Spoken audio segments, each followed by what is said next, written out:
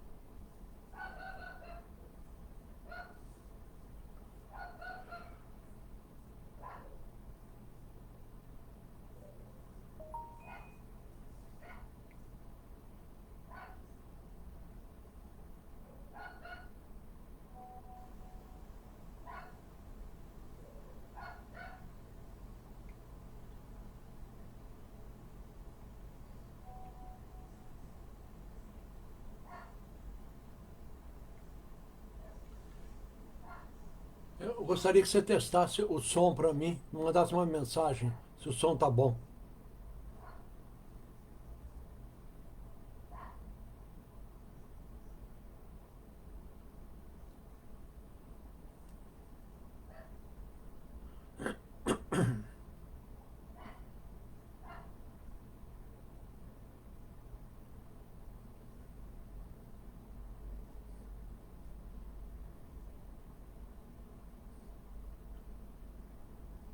Vou aguardar dar 8 horas para começar, ok?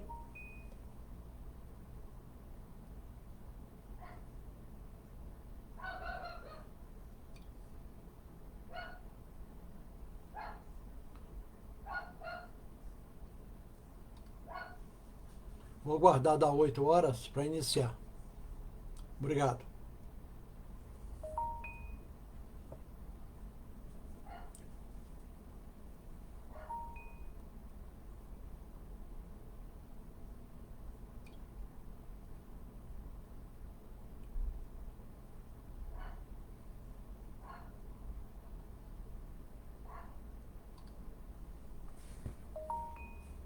Meu Deus.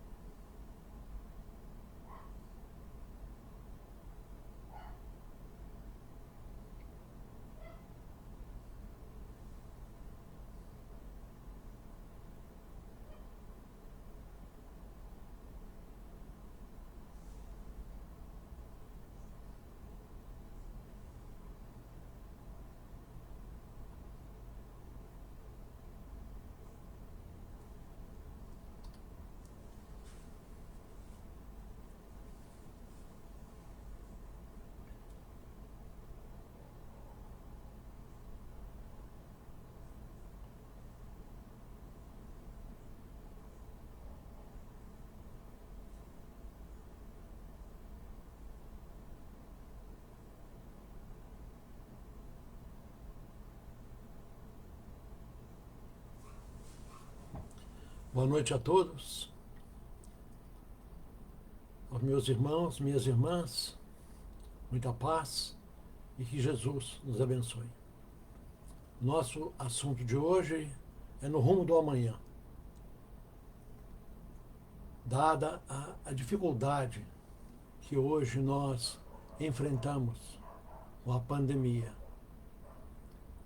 pensar a longo prazo hoje é meio complicado, muito difícil. Médicos, especialistas, hoje pensam em questão de semanas. Essa semana, semana que vem, porque tudo torna-se imprevisível. E nós, os espíritas, que temos uma visão diferente da maioria das criaturas, já que somos reencarnacionistas, pensamos e analisamos as oportunidades que nós temos hoje em relação a todos esses acontecimentos. E pensar no amanhã, de uma maneira longínqua, é improvável. Mas pensar no amanhã imediato é algo aceitável, concebível. Paulo de Tarso dizia que muito errei na minha vida, mas olho para o que tem diante de mim. Quando ele fala que muito errou na vida, é uma conscientização das questões por ele vivida. Mas quando ele diz, olho para o que tem diante de mim, creio que ele não está falando sobre o futuro longínquo, mas no presente. Então, quando você olha o que tem diante de você, é o momento que você está vivendo. O que nós podemos fazer, o que nós podemos realizar. E nesse momento de pandemia, torna-se bastante improvável as criaturas pensarem a longo prazo. É claro que nós não queremos desencarnar, partir deste mundo para o mundo espiritual, mas temos que analisar a fragilidade das nossas vidas. Eu penso e tenho até mesmo esperança que os espíritas, de uma maneira geral, não totalitária, né? De uma maneira total, desculpe, mas fazer uma reflexão sobre a sua existência. O que está acontecendo, os motivos, porque a desencarnação é uma realidade. O trem parte no momento em que nós nascemos até chegar à estação final e retornarmos ao nosso lar, ao nosso mundo de origem. Anualmente, retiram-se da Terra milhares de pessoas, cujos passos se imobilizam nos tormentos das frustrações. Vencedores e perdedores, todos, enfim, que não perceberam que na Terra estamos no rumo do amanhã, assim, dessa maneira, todos terão de encarar uma realidade nova após a morte, após a desencarnação. Na verdade, o IBGE diz que no Brasil, em 2018, morreram anualmente 130 mil pessoas. Eles fazem de 10 em 10 anos, 1.300.000, 130 mil pessoas. E 130 mil pessoas, hoje nós temos 60 mil mortos com o Covid-19, que é um número quase metade de cada ano de cada mês de 2018. E os que se imobilizam nos tormentos das frustrações é porque a maioria das criaturas, a grande e imensa maioria, não param e não pensam no que virá, mais dia, menos dia. Nós não pensamos nisso, que estamos numa jornada a um momento em que estaremos frente a frente com nós mesmos. Muitos acreditam no céu, Muitos acreditam no inferno, tal qual Dante Alighieri nos trouxe. Outros têm os seus próprios conceitos. Alguns não acreditam em absolutamente nada, né? Eu gosto muito desse povo que não acredita em Deus, né? Eu não acredito em nada depois da morte, graças a Deus. Eu sou ateu, graças a Deus. E fica, essa, esse consenso, né, em que nós que somos reencarnacionistas, nós que sabemos a nossa destinação, às vezes não aproveitamos a oportunidade de nos tornarmos uma pessoa melhor, bem melhor.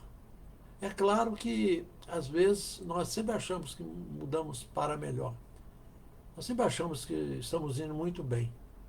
O ideal é que outras pessoas, o marido de alguém, a mulher de alguém, os filhos de alguém, as pessoas que nos conhecem, que convivem conosco, dizer realmente se nós mudamos o nosso mundo de pensar e de agir.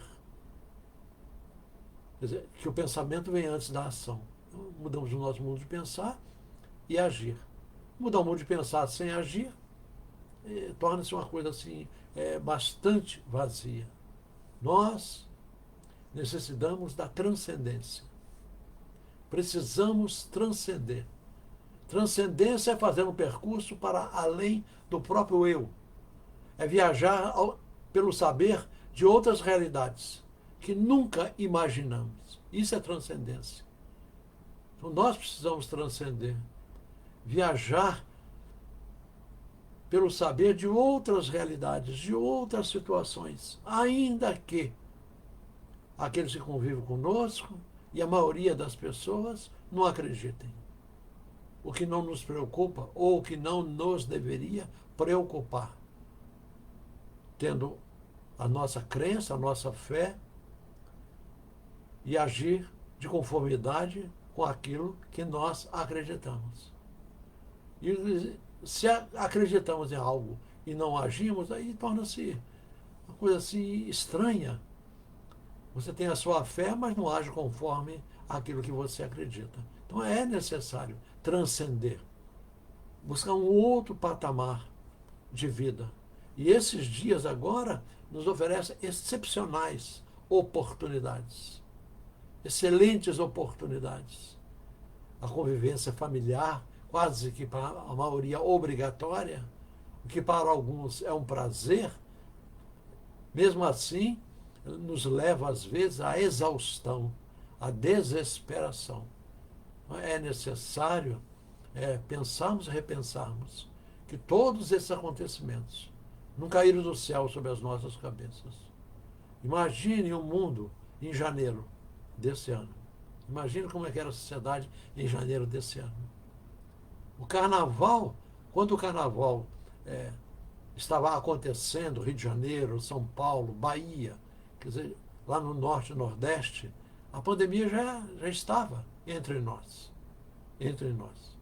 Imagine,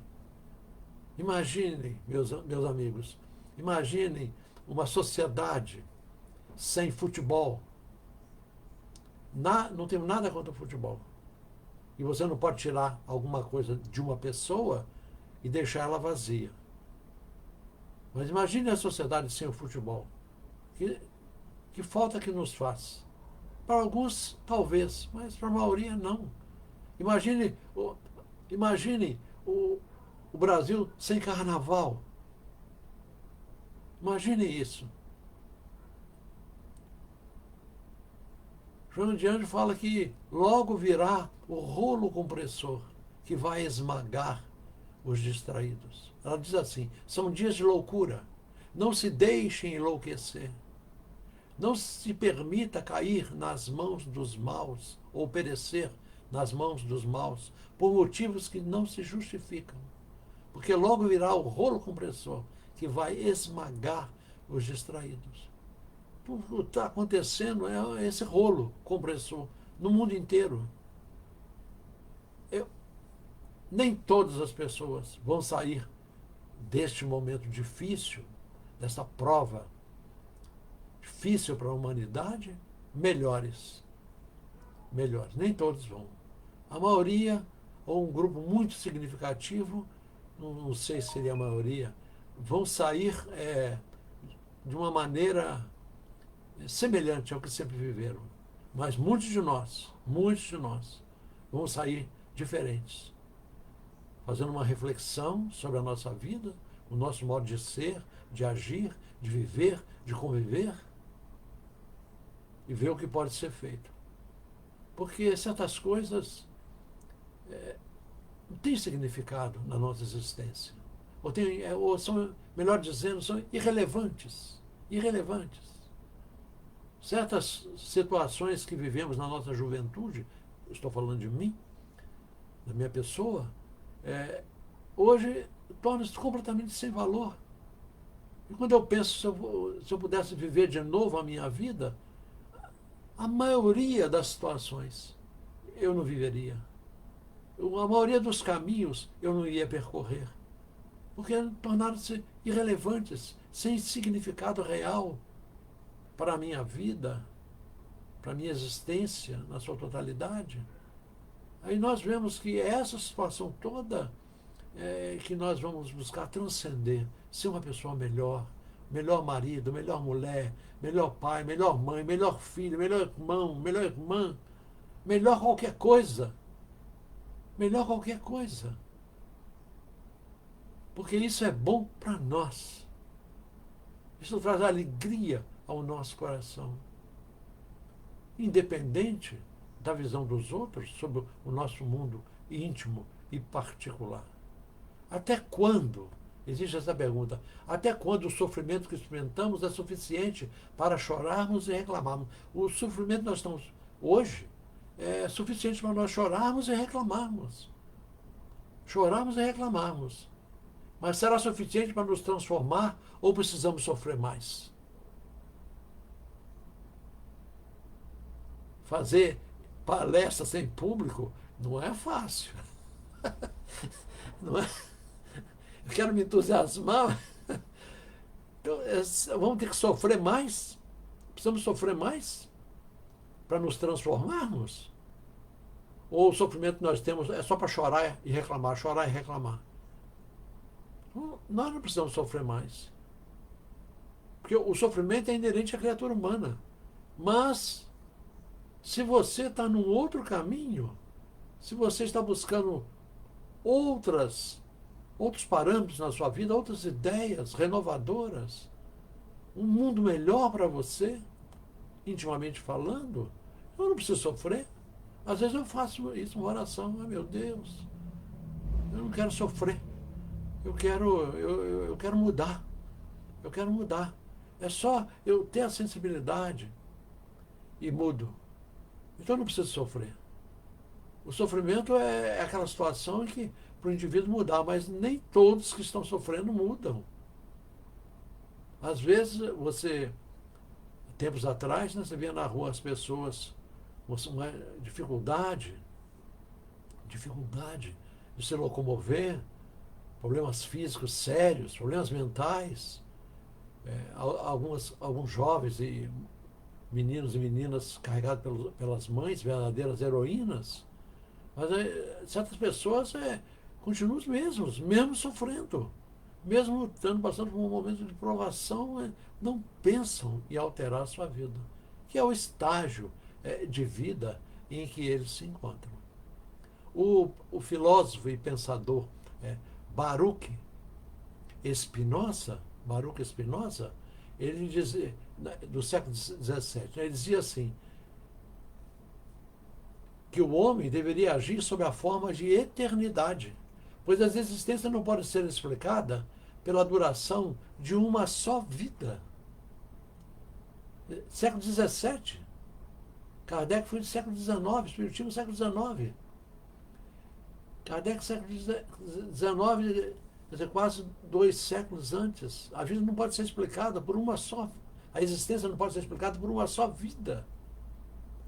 Eu tinha uma visão, uma visão reencarnatória. Porque Os que não creem na reencarnação, e é a maioria, né? É a maioria, né? Católicos e protestantes, evangélicos, né? Têm a sua própria crença, nada contra, absolutamente. Tem a sua crença. Então, é uma vida só. Uma vida só não explica. Não explica dor, sofrimento, dificuldade, doenças degenerativas, pobreza, miséria. Os que são vítimas da violência urbana, da violência como um todo. Como é que você pode ter o entendimento, ter a compreensão? Porque eu? Normalmente as pessoas dizem assim, né? Por que eu? Por que está acontecendo isso comigo? Sempre fui boa pessoa. Porque não pulou lá atrás. Não pulou lá para trás. Na verdade, a psicologia, querendo resolver o problema, vamos falar assim, de uma pessoa determinada com os seus problemas, e começou a analisar e não achou as motivações, não achou a origem daquela questão que afligia aquela criatura. Aí resolveu analisar a família, mas também a família era uma boa família. Depois resolveu ver se o trauma não foi na juventude, e não tinha nada na juventude. Então começou a estudar a infância, o que tinha acontecido na infância daquela pessoa, para que ela estivesse vivendo essa dificuldade psicológica imensa, e não descobriu nada. Aí, e através da hipnose, resolveu analisar a vida intrauterina. Se não houve uma rejeição da mãe, se não, a mãe não queria abortar, a mãe não ofendia, né? A criança estava revoltada com a gravidez, e nada, e de repente deu um salto para trás. E a criatura hipnotizada, nesse caso em especial, que eu não me lembro mais onde que eu li, a criatura começou a falar de uma maneira diferente, com a outra personalidade. Outra personalidade. Então, o processo reencarnatório, o passado longínquo, explica o momento presente que nós estamos vivendo. Os que me conhecem, né, os que me veem, né, veem que eu ando claudicando da perna direita. Né? Joelho, a perna dói muito, e eu fico mancando. Aí, de vez em quando, eu fico pensando, meu Deus do céu, eu agradeço pela minha perna esquerda. Agradeço pela esquerda, que sustenta a direita. Tá bom, não está ruim. Não está ruim, não é? Tá bom. Mas eu devo ter andado muito no caminho do erro.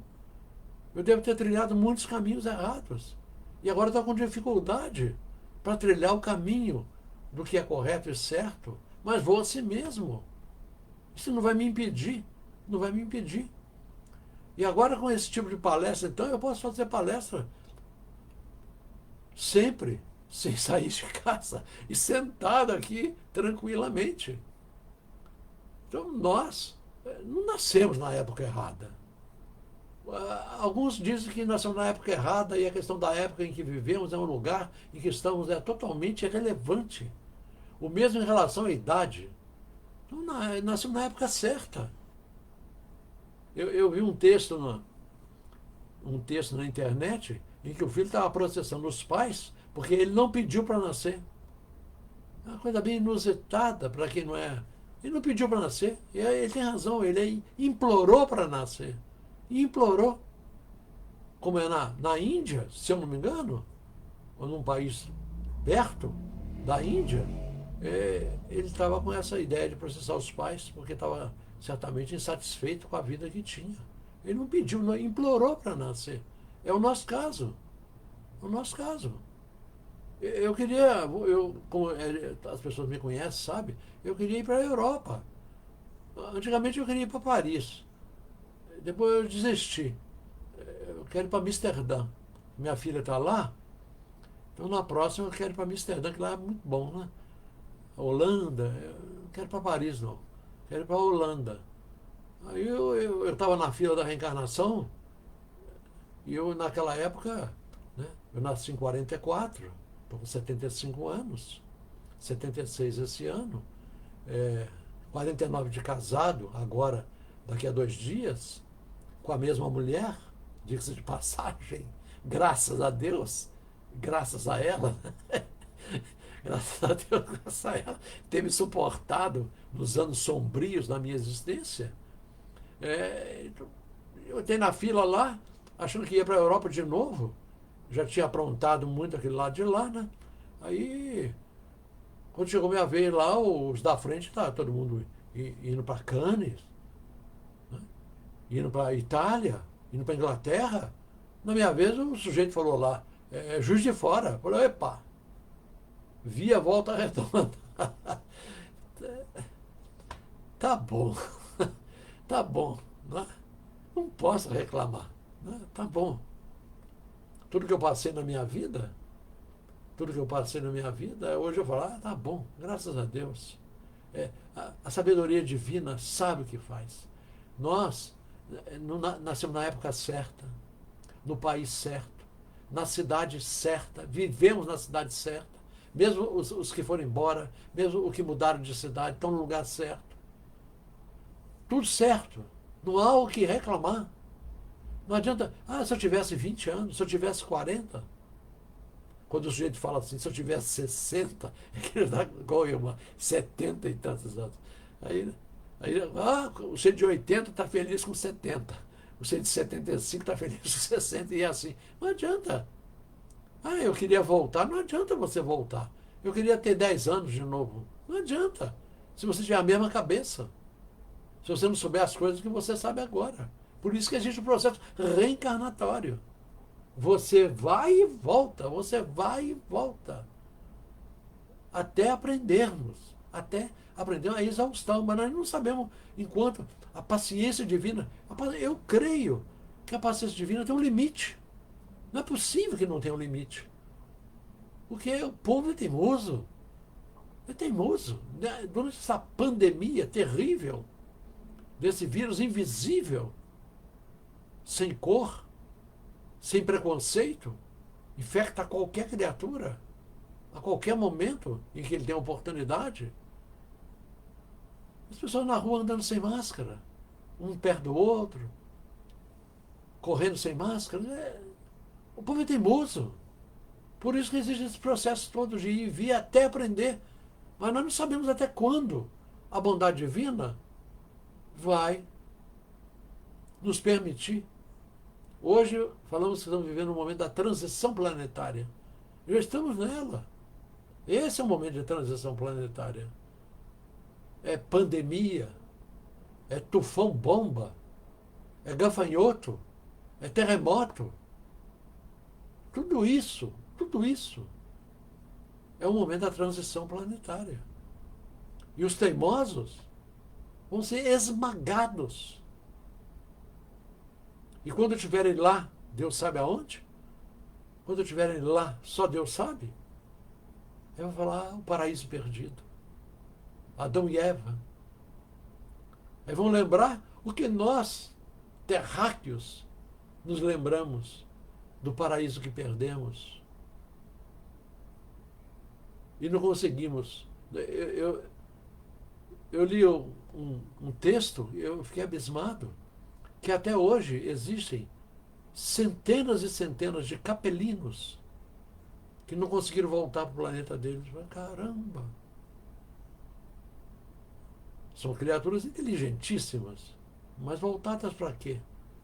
Fazendo o quê? Essa que é a grande questão.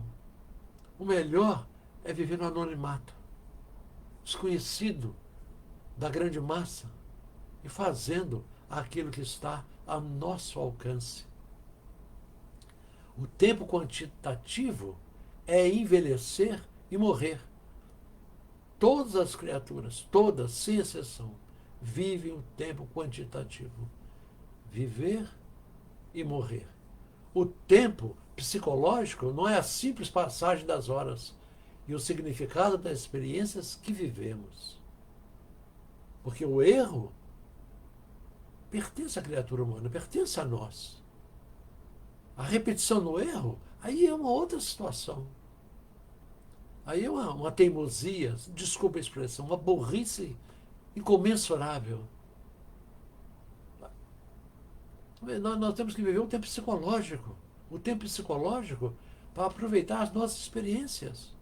Errar, todos nós erramos. Todos nós. Com exceção do Cristo. Todos nós erramos. Algumas exceções existem, né, no planeta. Mas aproveitar nossas experiências, os nossos erros, e não tentar repeti-los, aí está a sabedoria, a consciência, as oportunidades que a vida está nos oferecendo, nos mostrando uma vida melhor. E cada um de nós mesmo, em casa, temos as nossas oportunidades de agirmos corretamente, de fazermos o melhor possível, de ver tudo aquilo que está a nosso alcance. Responsabilidade e o mundo que nós criamos. O mundo que nós criamos. A questão é sobre o que nós temos que ter responsabilidade. Responsabilidade com os nossos pais, com a nossa esposa, marido, os filhos, a sociedade. Porque existem criaturas hoje que vivem do mesmo jeito, lá de janeiro, de dezembro do ano passado, brigando, agredindo, insatisfeitos, reclamando. E nós vemos que esse não é o caminho. Esse não é o caminho. A questão é sobre o que nós temos que ter responsabilidade. Temos que ter responsabilidade, primeiramente, sobre o nosso estado de consciência, que determina o tipo de mundo que estamos criando. O mundo sou eu. Eu sou o mundo. Você é o mundo. Nós somos o mundo. O mundo somos nós. Estou me repetindo. O mundo somos nós. Isso quer dizer, se eu sou o mundo, se eu mudar, o mundo melhora? Claro. Corretamente. Corretamente. Se você mudar, o mundo muda. Aí você, vamos supor, né, teoricamente, você se tornou uma pessoa um pouco melhor. Um pouco melhor. Que não dá para quantificar. Aí se você tornou uma pessoa um pouco melhor, estou só apagando umas propagandas que aparecem aqui. Se você mudou, o mundo mudou. Mas como o mundo mudou? Se você observar a vizinhança, continua tudo igual. Não mudou nada. Se você olhar o noticiário, não mudou nada. Mas uma coisa mudou. Você mudou. Eu mudei. Se eu mudei, é menos uma pessoa. É pequeno, é insignificante. A atrapalhar o mundo na sua trajetória para o bem maior. Então, se eu mudo, é bom para o mundo, é bom para mim, é ótimo para mim. Essa é que é a questão. O monge americano Adi Ashanti diz o seguinte: o mundo que criamos até agora, ele é perfeito para as distrações, para nos distrairmos, para nos divertirmos e para trivialidades. Esse é o mundo perfeito. Esse é o mundo que nós criamos. Perfeito para nos distrairmos. Para as coisas triviais, sem valor. E nós temos as imensas dificuldades. As imensas dificuldades. Por que a gente não consegue, com uma certa facilidade, sermos melhores? Eu comprei o livro através da Lúcia, Vidas Vazias, cuja assinatura inicial dela é março de 2020, esse ano. E ela diz o seguinte: eu vou me permitir ler um pequeno trecho aos meus amigos e minhas amigas. As densas névoas de natureza vibratória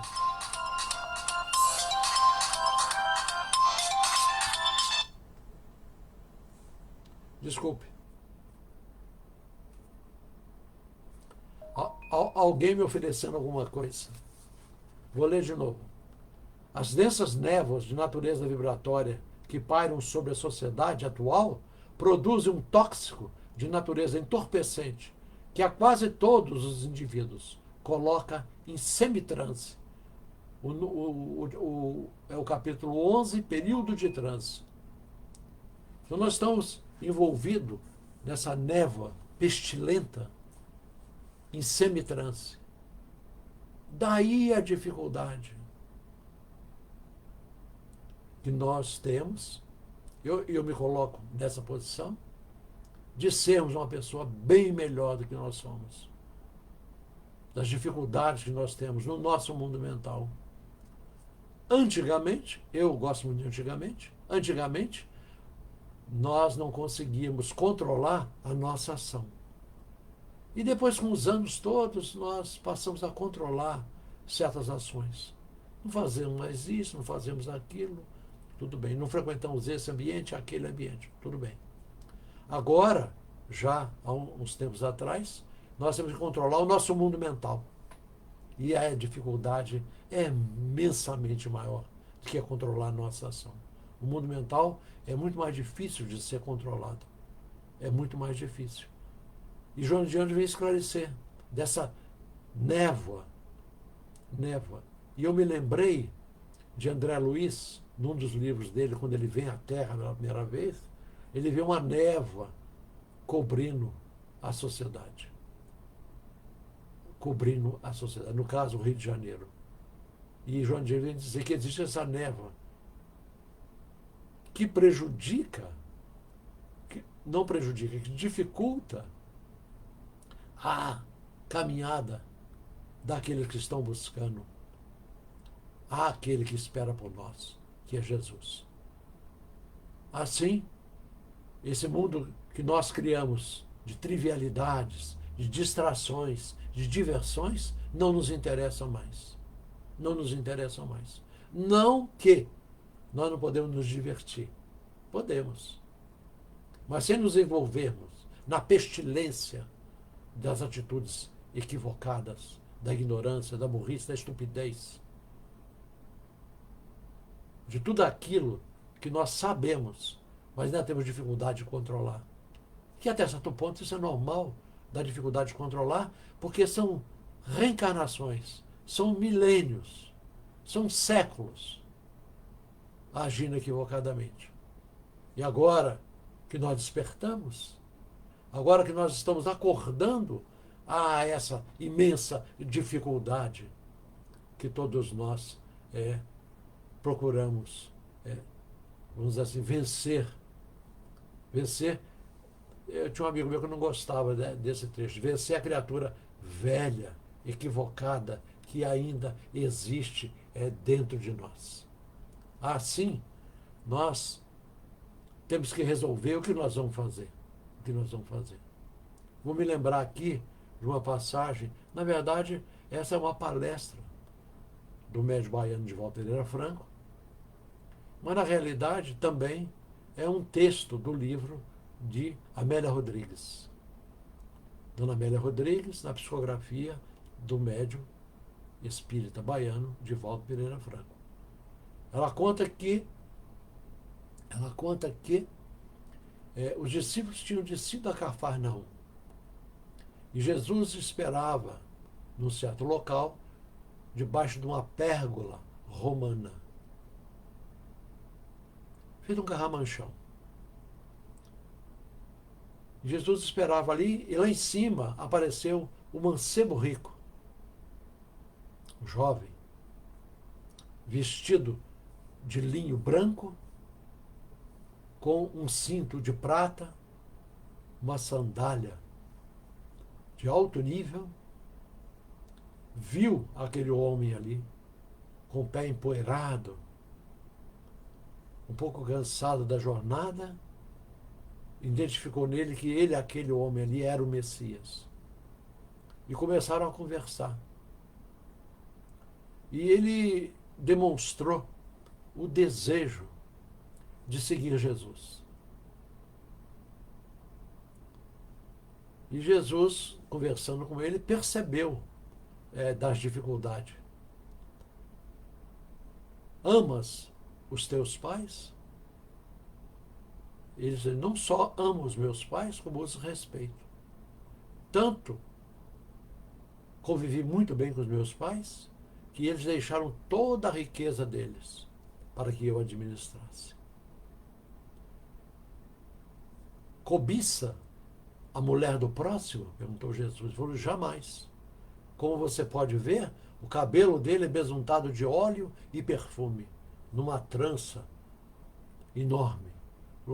Como tu pode ver, eu sou rico e tenho uma boa aparência. Não preciso, absolutamente, de perturbar a vida de ninguém. Ali estava o protótipo do homem perfeito. Excelente filho, excelente cidadão, excelente pessoa, excelente quase tudo. E Jesus olhou para ele, vasculhando a sua memória, o seu íntimo, e disse, uma coisa te falta. Uma coisa te falta. Eu sempre pergunto para as pessoas, uma coisa é importante? Uma coisinha só é importante? E eu me lembro da passagem de uma figura mitológica chamada Mullah Nasruddin. O Mullah Nasruddin, ele foi procurar emprego na Universidade de Jaipur e levou o currículo dele. Eu não estou contando essa história pelos acontecimentos atuais. Levou o currículo dele. Desculpe, ele tinha estudado na Universidade de Jaipur, foi procurar emprego na Índia, na maior empresa que tinha lá. E o dono da empresa, que eu estava conversando com ele, olhou o currículo dele e ficou. Não acreditou. Ele foi o melhor aluno da Universidade de Jaipur nos últimos anos. Ele era excepcional. Falava 4, 5 idiomas. Recebeu todos os prêmios que a universidade poderia dar. E o homem falou assim para ele, eu não posso te arrumar emprego aqui, porque o seu currículo é excepcional. É maravilhoso. Eu não tenho como te pagar. Ele falou, não se preocupe, disse o Mullah Nasruddin. Não se preocupe. Eu quero receber só aquilo que a minha vida pede. E disse quanto? Muito pouco. O homem não acreditou, falou, não é possível. O senhor não tem nenhum defeito. Aí eu pergunto a vocês, meus amigos, meus irmãos, minhas irmãs. Um defeito só é importante? Um defeito só? Aí ele falou, só tem um. Falou, qual? Eu sou mentiroso. Tudo era falso. Não, aquilo nada era verdade. Quer dizer, um defeito só derruba todo o edifício. Joga tudo para o chão. E foi quando Jesus falou para o mancebo, rico, uma coisa te falta. E ele tremeu e falou, o quê? Ele falou, vá, dá tudo que tens e me siga. E ele, ousado, jovem, né? Falou, talvez eu faça isso mesmo. Eu faço isso mesmo. Mas eu tenho uma corrida de biga contra os romanos. E eu tenho certeza que eu vou vencer. Pode ser amanhã? Essa que é a questão. Quando ele pergunta a Jesus, pode ser amanhã? Aí Jesus diz a ele, se queres hoje, vem hoje. Se queres amanhã, vamos aguardar, vamos esperar para ver se amanhã ainda queres. As pessoas querem amanhã. Nós estamos no rumo do amanhã, com toda certeza. Mas os que querem amanhã não querem nada. Às vezes eu vejo as pessoas, você faz palestra hoje? Faço, no centro tal. Hoje. E sábado, você vai fazer palestra sábado? Não, eu não vou. Ah, se fosse sábado eu ia. E domingo? Não, também não. Mas segunda eu vou falar. É qual o horário? 8 horas. Ah, 8 horas não dá para mim. Não pode ser antes. Não, não, não pode ser antes. Porque eu não estou interessado. Não estou interessado. Nós estamos interessados? Essa que é a questão. Nós queremos hoje. Nós queremos hoje vencer certos obstáculos na nossa intimidade. Nós queremos hoje ser mais pacientes. Nós queremos ser melhores hoje. Amanhã é a colheita dos frutos ou da árvore que plantamos hoje. Amanhã nós vamos colher, mas eu tenho que plantar primeiro, hoje. Eu tenho que regar hoje e esperar o momento. Então, o meu plantio é hoje, não é amanhã. Amanhã, quem sabe do amanhã? O que virá amanhã? Nós sabemos só do hoje. Então, se eu tomei consciência disso hoje, eu vou agir correto hoje. Não vou esperar seja o tempo que eu quiser. Então, a vida ela é plena de oportunidades. Oportunidades. O indivíduo que vive uma vida mais difícil, né, no seu casamento, a dois, ele pediu por aquilo. E aquilo não caiu do céu para ele. Nós sabemos disso. Raramente nós nos unimos à pessoa errada. Raramente.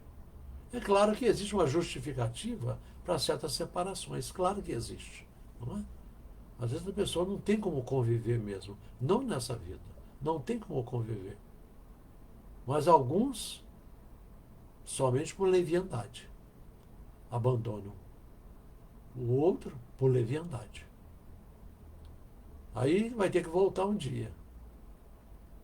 Emmanuel, num trecho, num livro dele, se eu não me engano, é o Consolo, diz assim: a filha exigente de hoje foi a mulher que você negligenciou ontem, no passado.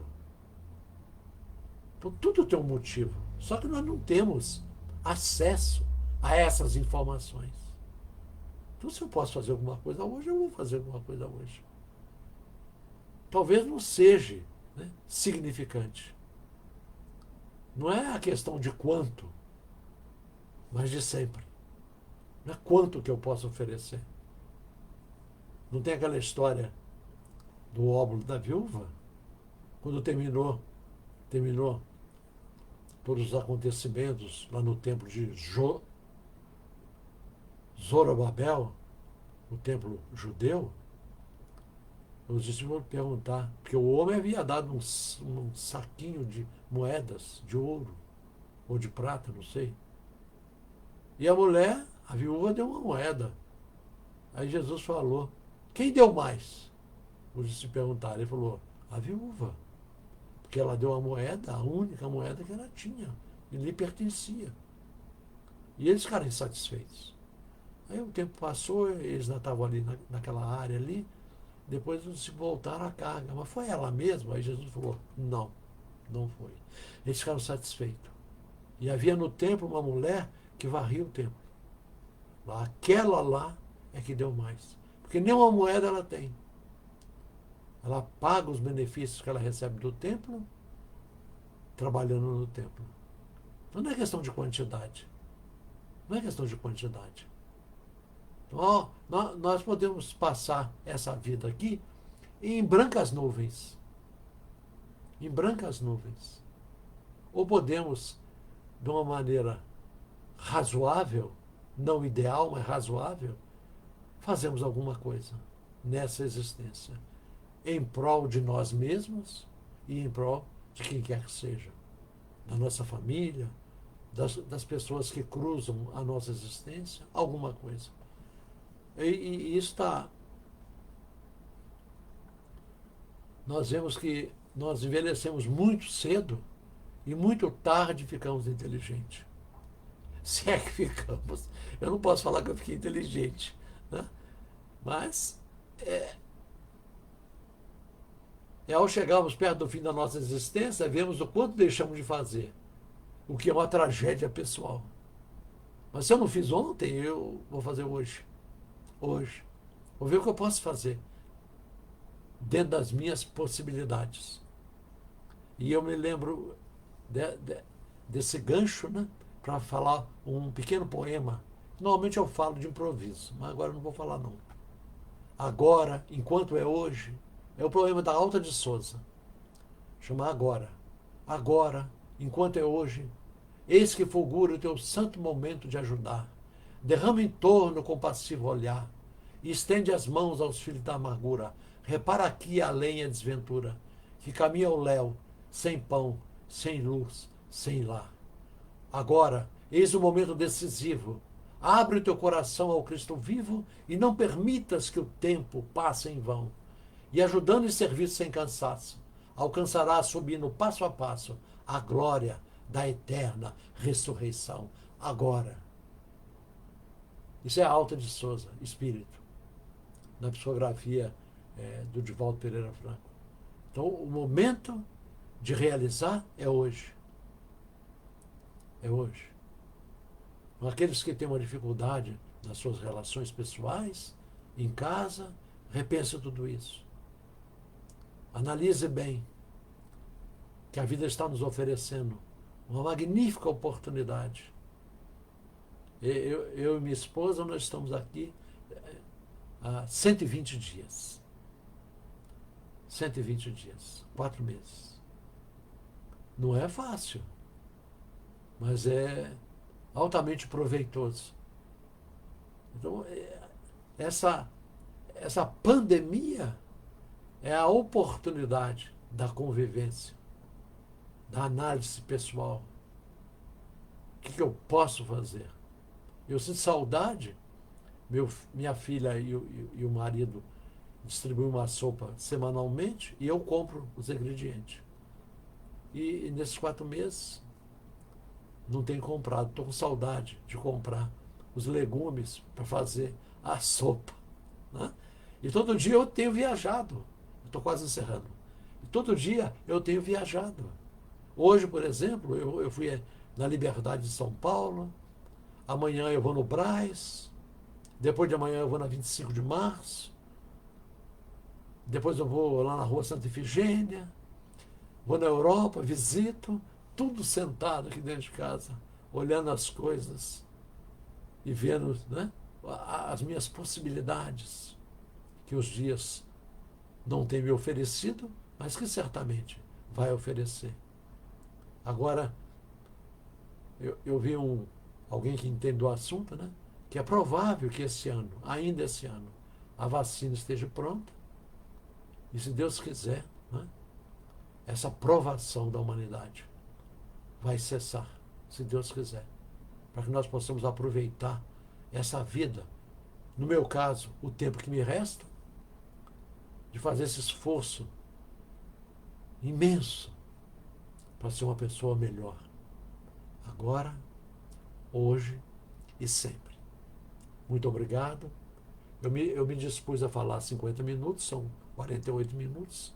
Agradeço de coração a todos vocês e rogo a Jesus que ampare a todos os nossos amigos e irmãos para que nós possamos vencer essa terrível pandemia e sairmos lá do outro lado do túnel triunfantes, melhores. Muita paz, muito obrigado, uma boa noite a todos.